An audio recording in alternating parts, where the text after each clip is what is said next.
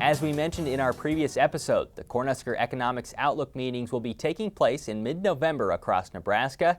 This week, Cory Walters joins us to look at commodity markets and commodity index funds, a topic he'll be covering briefly at those meetings. Cory says the users of commodity futures have evolved over time to include index traders in the early 1990s, a portion that currently represents 11% of the soybean market and 20% of the corn market. We talked with Cory here on East Campus Wednesday to discuss why the players in commodity markets are important. As time has progressed, these players have evolved, and we got kind of a new group that's come around in the last, say, 20 years or so. We have our traditional hedgers, the commercial traders who touch the physical commodity and looking for to hedge price risk. You also have your speculators, your non-commercials there who are there to capture a return from trading commodities.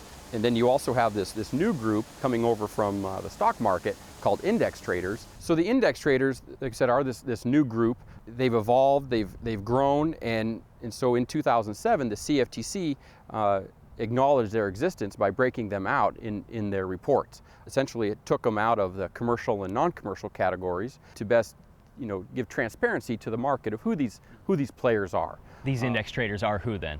So you essentially have swap dealers who are looking to hedge their risk that they've taken by another over-the-counter transaction. Essentially, you could sell corn to someone or for next number of years, and then you would hedge that risk by going onto the futures market yourself. And you also have speculators in there that would be just large pools of capital that would be looking to diversify into commodities to put more eggs in more baskets. Let's talk about specific commodities. Soybeans first.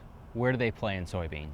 So an index trader in soybeans, in commodities in general, are they're a passive group. They run by very strict rules in their prospectus, and they are essentially long only to the most part. And as you see on the graph, it's typically long only with a small group of shorts.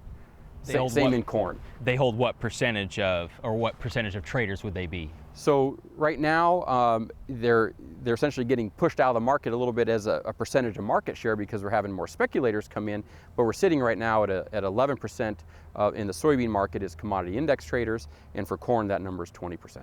You look at stuff like this and you wonder why are they necessary? Why do they exist?